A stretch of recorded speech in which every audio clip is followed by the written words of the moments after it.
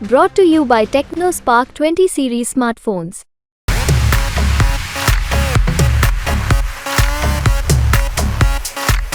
अभी तक का जो रुझान है उसमें ये लग रहा है कि भाजपा और सपा में काफ़ी टक्कर है। उम्मीद है अगर सही सलामत वोट पड़ा तो सपा निकल जाएगी, अगर कुछ ऐसा हुआ तो फिर बीजेपी का। देखिए, सीधा मुकाबला समाजवादी पार्टी यानी इंडिया गठबंधन प्रत्याशी उषा वर्मा और जयप्रकाश जो मौजूदा सांसद हैं, उन्होंने काफ़ी काम किया है और निश्चित रूप से उनका पलड़ा भारी है। जो चुनाव है वो 370 और राम मंदिर से होता हुआ सीधे सीधे जाति पर आ गया है और हमें लगता है जो बैकवर्ड जा रहा है, अधिकांश वोट जो है समाजवादी पार्टी में जा रहा है। इस हिसाब से चुनाव बिल्कुल कांटे के पहुंच गया है और इस समय ताज़ा जो मामला आया है वो आरक्षण को लेकर आया है। ये समाजवादी पार्टी ने बहुत जोरों से उठा रखा है, जिसको लेकर भाजपा को काफी नुकसान होगा। उत्तर प्रदेश में लोकसभा के चौथे चरण के चुनाव में यहाँ 13 तारीख को मतदान होना है। हरदोई लोकसभा क्षेत्र अनुसूचित जाति के लिए आरक्षित है और यहाँ करीब 19 लाख से अधिक मतदाता हैं। 12 प्रत्याशी यहाँ चुनाव मैदान में है, जिनमें भारतीय जनता पार्टी से मौजूदा सांसद जयप्रकाश रावत, समाजवादी पार्टी से उषा वर्मा और बहुजन समाज पार्टी से BR अम्बेडकर चुनाव मैदान में है। हरदोई का क्या सियासी समीकरण है और किसकी हवा है, इसको लेकर हमारे साथ यहाँ हरदोई के कुछ वरिष्ठ पत्रकार साथी हैं, जिनसे हम बात करेंगे और जानेंगे कि क्या यहाँ का राजनीतिक मिजाज है। क्या नाम है आपका और क्या यहाँ किसका पलड़ा भारी है? मैं आलोक सिंह, इंडिया न्यूज से। पलड़ा जहां तक कहा जाए भारी तो अभी कुछ नहीं कहा जा सकता, क्योंकि समाजवादी पार्टी पिछले 2019 के चुनाव में जब उसके पास कोई मुद्दा नहीं था तो मात्र 1,32,000 वोटों से हारी थी। इस बार समाजवादी पार्टी ने जिस तरीके से अखिलेश और मायावती का भी कैंडिडेट मजबूत है, तो अगर मायावती का कैंडिडेट अच्छा लड़ता है तो जाहिर सी बात है कि राशन के मामले में भाजपा को वोट कम होगा। और जिस तरीके से समाजवादी पार्टी अखिलेश जो कोविड शील्ड को लेकर जनता को कह रहे हैं कि जिंदगी और मौत के बीच आप खेल रहे हैं, और दूसरा सबसे बड़ा मामला जो आरक्षण का चल रहा है वो लहर का चुनाव है। लहर कहाँ तक पहुँचती है, कितने वोटर्स तक पहुँचती है, लहर का ही चुनाव होता है, ये कोई पर्सनल चुनाव नहीं होता है। तो पलड़ा जहाँ तक कहा जाए तो पलड़ा अभी तक फिलहाल, चूंकि सरकार ने काम काफी किए हैं तो अभी तक तो पलड़ा भाजपा का है, लेकिन अब इनके कार्यकर्ताओं पर निर्भर है कि किस तरीके से 4 दिन में क्या बदल लेंगे। 4 दिन में हवा जो चलती है, जब लहर चलती है वो बहुत तगड़ी होती है। लहर जो चलती है वो बड़ी तगड़ी होती है। क्या अपना परिचय दें और बताएं कि किसका यहाँ जो है पलड़ा भारी है? देखिए, मेरा नाम आमिर किरमानी है, सारा समय के लिए मैं काम करता हूँ।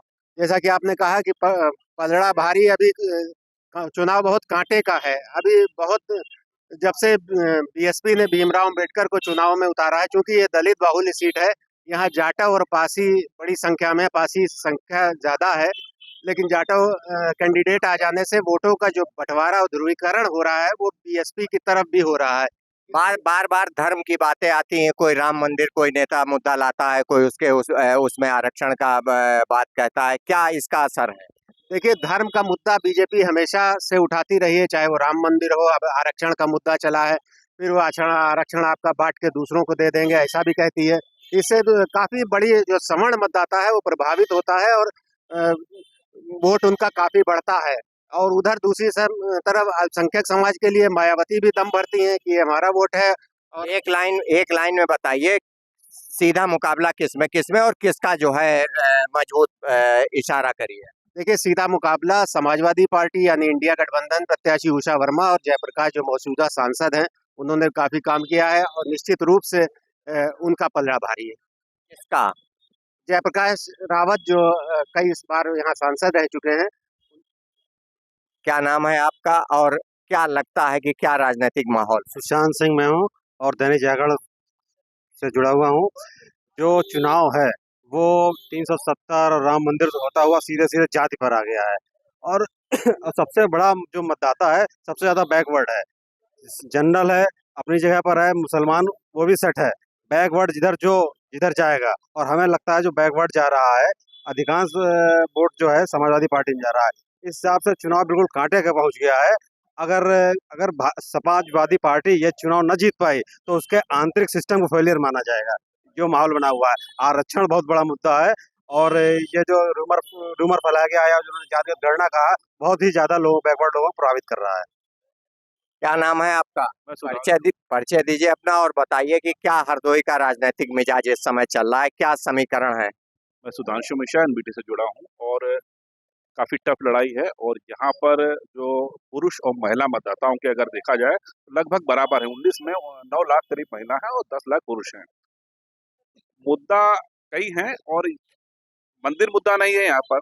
यहाँ पर घोषणा पत्र अगर आप देखें कि लखपति दीदी एक बनाने का मोदी जी का अपना है, कांग्रेस ने अपना क्या रखा है। और चूंकि जातिगत यहाँ पर जो समीकरण है, सभी पासी बहुल क्षेत्र है और लगभग सभी ने अपना प्रत्याशी उतारा हुआ है। जो प्रमुख दल है भाजपा और सपा ने टाइट फाइट है। जो वर्तमान सांसद हैं जयप्रकाश, उन्हीं को टिकट भाजपा ने दिया है, तो कहीं ना कहीं उनकी नाराजगी भी देखने को पब्लिक से मिल रही है। लेकिन चूंकि मोदी और योगी के नाम पर पूरा इलेक्शन ये लड़ा जा रहा है, खासकर मोदी की गारंटी जो उन्होंने चलाई है, तो उस पर चुनाव लड़ा जा रहा है। निश्चित तौर पे टफ लड़ाई है और महिलाओं की भूमिका निर्णायक रहेगी इस बार। अगर महिला जिस तरफ घूम गई तो वो प्रत्याशी विजय होगा। महिलाओं की भूमिका इस चुनाव में महत्वपूर्ण रहेगी। अपना परिचय दीजिए और बताइए कि क्या यह हरदोई का सियासी समीकरण है, हरदोई लोकसभा का। यादव सिंह नाम है, मैं शांति न्यूज़पेपर का संपादक हूँ। यहाँ पे मेन मुद्दे जो चल रहे हैं इस समय, बेरोजगारी चल रही है, महंगाई चल रही है और इस समय ताज़ा जो मामला आया है वो आरक्षण को लेकर आया है। ये समाजवादी पार्टी ने बहुत जोरों से उठा रखा है, जिसको लेकर भाजपा को काफ़ी नुकसान होगा। अगर योगी मोदी का ना जोर चला तो जयप्रकाश अपनी सीट यहाँ से हार जाएंगे, उषा वर्मा जीत जाएंगे। योगी मोदी के जोर पर चुनाव है, क्या अपना परिचय दीजिए और बताइए कि क्या यहाँ के सियासी समीकरण है और किसका पलड़ा जो है मौजूदा स्थिति में भारी है। मेरा नाम आशीष द्विवेदी है। अगर हरदोई लोकसभा सीट की बात की जाए तो 12 प्रत्याशी वैसे तो यहाँ पर चुनावी मैदान में है, लेकिन मुख्य रूप से जो मुकाबला है वो सपा बसपा और भाजपा के बीच ही नजर आ रहा है। यहाँ पर सबसे ज़्यादा जो है ओबीसी मतदाता है, उसके बाद एससी मतदाता है और फिर जनरल मतदाता आता है।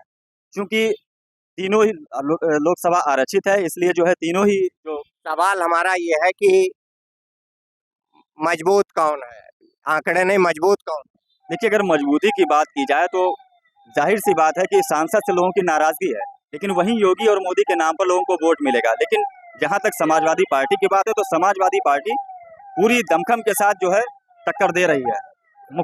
13 तारीख को जब मतदान होगा तो ये नहीं कहा जा सकता है कि कौन प्रत्याशी जीतेगा अभी, लेकिन हाँ ये जरूर है कि सपा और भाजपा के बीच में जो है करारी टक्कर होने वाली, कड़ी टक्कर होगी। सपा और भारतीय जनता पार्टी के बीच में करारी टक्कर होने वाली है। क्या नाम है आपका और क्या यहाँ लगता है आपको कि क्या कौन जो है आगे है। मेरा नाम देवेंद्र सिंह बबलू है, भारत एक्सप्रेस का जिला संभालता हूँ। देखिए, हर जनपद से यहाँ की रूपरेखा अलग है, क्योंकि यहाँ दोनों एससी प्रत्याशी हैं। तो एससी प्रत्याशी बंटवारा तो आपस में करेंगे, तो एक तो समाजवादी पार्टी कमजोर है ही, और प्लस जो सवर्ण वोट है वो जो भाजपा के प्रत्याशी जयप्रकाश हैं उनकी तरफ मूव कर रहा है। इससे यहाँ पर भारतीय जनता के जो पार्टी के प्रत्याशी जयप्रकाश रावत हैं वो मजबूत है। इस वक्त उनकी जो है जीत लोग बता रहे हैं पक्की मानी जा रही है, इसलिए समाजवादी पिछड़ रही है। सपा पिछड़ रही है और बीजेपी की जीत मजबूत है। क्या नाम है आपका और क्या लगता है आपको यहाँ क्या सियासी समीकरण है, किसका जो है मजबूत चल रहा है। मेरा नाम अभिनव है, एक स्वतंत्र पत्रकार के रूप में मैं यहाँ पर काम करता हूँ। एक चीज़ है कि इतने चुनाव मैंने अभी तक कवर किए, लेकिन इतना खामोश मतदाता, इतना खामोश वोटर मैंने अभी तक नहीं देखा। इतना खामोश चुनाव मैंने अपने पत्रकारिता के करियर में अभी तक नहीं देखा।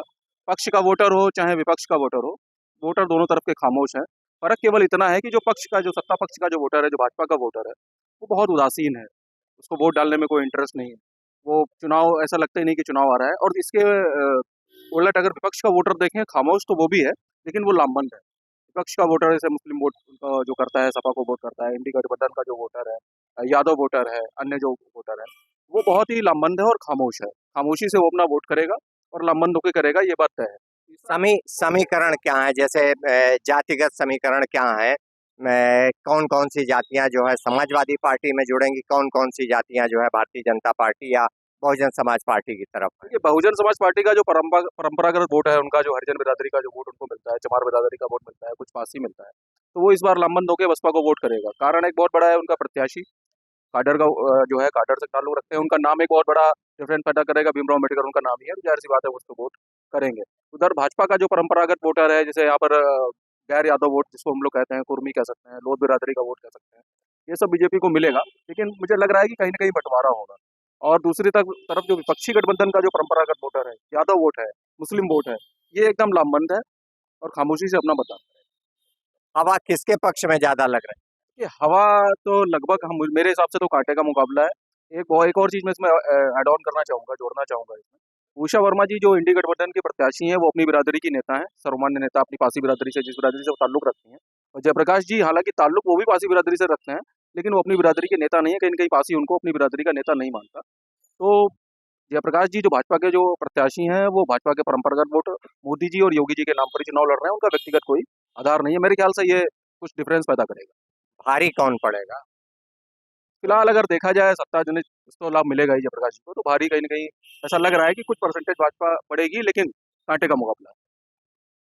क्या नाम है आपका और क्या लगता है आपको कि हरदोई में कौन जीतने जा रहा है और क्या-क्या मुद्दे हैं? सौरभ त्रिपाठी नाम है, इंडिया दिल्ली के लिए काम करता हूँ। मुद्दे अब खत्म हो चुके हैं क्योंकि 2 दिन का केवल वक्त बचा है प्रत्याशियों के लिए। अब जोड़ तोड़ चलेगा कस के। जैसे 3 फेज में हम देखें, 3 फेज का जो चुनाव हो चुका है, वहाँ पुलिस ने जो वोट बैंक विपक्ष का था, उसको पढ़ने के लिए काफ़ी मशक्कत करनी पड़ी। लाइनें लगी रहीं, लेकिन पुलिस ने उनके ऊपर कई जगहों से लाठियाँ भी चली। कई लोग ये क्या हरदोई में भी ऐसा जो है? लगभग होगा, हर जगह होगा, क्योंकि अब जो विपक्ष है, वो विपक्ष के जो वोट हैं उनको कम करने की कोशिश की जा रही है। भाजपा की जो अभी तक जो रुझान है, अगर हम अपने हरदोई बताएं, हरदोई में प्रत्याशी के लिए लोग कहते हैं कि हमने आज तक प्रत्याशी को नहीं देखा है। प्रत्याशी जीतने के बाद कभी वापस नहीं आए हैं। मुद्दे जो थे वो अभी भी बरकरार हैं। विकास की बात करें, हरदोई में ऐसा कोई नया विकास नहीं हुआ है जो बीजेपी सरकार के दावे हैं उसमें किए हुए हैं। इसमें मेडिकल कॉलेज के सामने खड़े हैं। मेडिकल कॉलेज की अगर बात करें, यहीं से उप मुख्यमंत्री हैं, उनका गृह जनपद है और वो स्वास्थ्य मंत्री भी हैं। लेकिन जो मेडिकल कॉलेज है, यहाँ पर अव्यवस्थाओं का इतना बोलबाला है। बात इस समय चर्चा जो है राजनीतिक माहौल की है कि पत्रकारों का क्या सोचना है कि कौन जीत रहा है, कौन आगे है इस चुनाव में? यहाँ अभी तक का जो रुझान है उसमें ये लग रहा है कि भाजपा और सपा में काफ़ी टक्कर है। उम्मीद है अगर सही सलामत वोट पड़ा तो सपा निकल जाएगी, अगर कुछ ऐसा हुआ तो फिर बीजेपी को। फेयर इलेक्शन पर सपा की उम्मीद है और बाकी अगर कुछ होता है तो भारतीय जनता पार्टी को उम्मीद है। हमारे साथ कुछ और साथी हैं जिनसे हम जानते हैं कि क्या यहाँ चल रहा है। क्या नाम है आपका और क्या लगता है आपको कि कौन जो है किसका पलड़ा यहाँ भारी है? वीरेश गुप्ता नाम है। पल्ले की अगर बात करें तो यहाँ 12 प्रत्याशी जो है मैदान में है और कहीं ना कहीं ये आप देख लीजिए कि इस समय जो यहाँ के प्रत्याशी हैं अशोक रावत, इनसे जो है काफी नाराजगी चल रही है। हालांकि जो चुनाव है, जयप्रकाश रावत है यहाँ। जयप्रकाश रावत, सॉरी, तो कहीं ना कहीं जो जयप्रकाश रावत है उनसे काफी नाराजगी चल रही है यहाँ के ग्रामीणों में।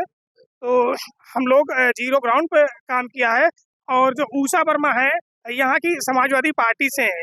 तो अगर बात करें मुद्दों की तो मुद्दे जो हैं राशन वाला और राम मंदिर वाला और क्या नाम स्वास्थ्य शिक्षा वाला और इस समय बेरोजगारी का मुद्दा, तो ये मुद्दे महत्वपूर्ण मुद्दे हैं। तो किन मुद्दों इन मुद्दों पर वोट पड़ रहा है या मतलब जो है सीधे सीधे योगी मोदी के नाम पर? देखिए, वोट की अगर बात करी जाए तो योगी और मोदी के नाम पड़ेगा। अगर यहाँ ग्रामीण और क्षेत्रों की बात करी जाए कि जो लोग इस समय परेशान है, जैसे जानवरों से वो लोग परेशान है कि किसान के जो है खेत चर जाते हैं और कहीं ना कहीं स्वास्थ्य विभाग में जो दवाइयाँ लोगों को नहीं मिलती, बेड नहीं मिलते, इससे लोग परेशान है। नौकरियों का अभाव है, नौकरियाँ नहीं मिल रही है। तो तमाम ऐसी चीजें हैं, मुद्दे बहुत हैं क्षेत्र में।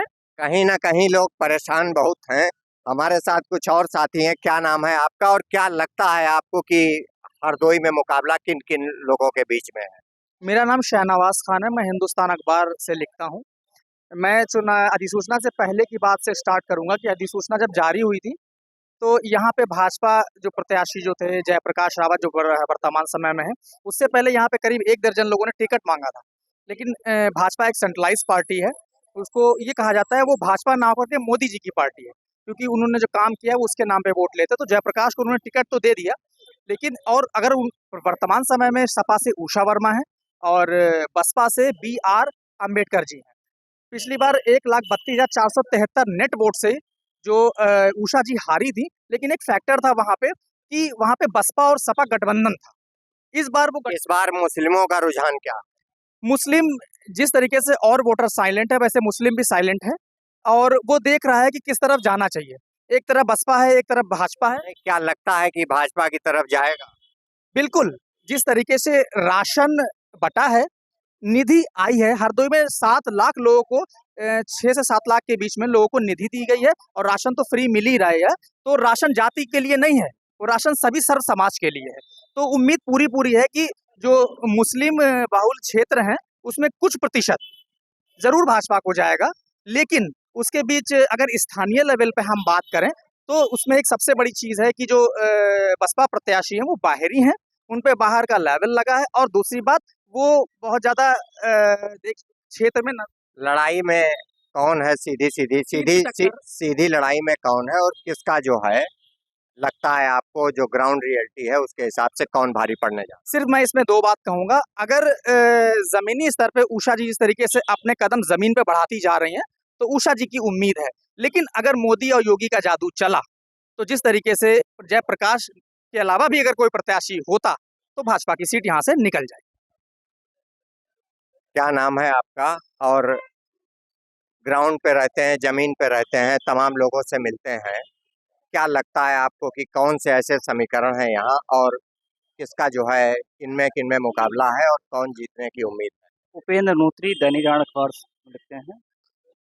हालात यह है कि जो वर्तमान समय में भाजपा से जयप्रकाश रावत हैं और सपा से उषा वर्मा हैं, दोनों की लड़ाई कांटे की लड़ाई चल रही है। हमें लगता है कि कम ही अंतर से दो में से मतलब जो भी प्रत्याशी जीतेगा उसका अंतर कम रहेगा। क्या लगता है कि किस ऊपर कौन है और नीचे कौन है? इस समय तो भाजपा लग रही है। इस काफी पत्रकारों का ये भी कहना है कि जो केंद्र सरकार की नीतियां हैं उसके हिसाब से भारतीय जनता पार्टी का पलड़ा भारी लग रहा है। हमारे साथ कुछ और लोग हैं, उनसे भी हम जानते हैं कि क्या हरदोई का राजनीतिक मिजाज क्या चल रहा है। क्या नाम है आपका? और क्या जो है हरदोई में क्या चल रहा है? आदर्श त्रिपाठी नाम है हमारा। हरदोई में टक्कर चल रही है। अगर देखा जाए तो भारतीय जनता पार्टी और समाजवादी पार्टी के बीच में काफ़ी मजबूत टक्कर चल रही है। ऐसे में जमीन पर उतरे हुए जो नेता हैं, जिसमें उषा वर्मा को कहा जा सकता है, अब थोड़ा सा सांसद जो इस समय मौजूदा हैं वो भी चल रहे हैं, लेकिन अगर देखा जाए तो समाजवादी पार्टी और बीजेपी के बीच में इस समय टक्कर चल रही है। क्या समीकरण है, जातिगत क्या समीकरण है, मुसलमानों का क्या रुख है, बाकी जो अनुसूचित जाति के लोग हैं उनका क्या रुख? देखिए, अभी तक मुसलमान खुल के बोलना नहीं चाह रहे थे, लेकिन कल से जैसा देखा है कि मुसलमान अब खुल के बोलने लगे।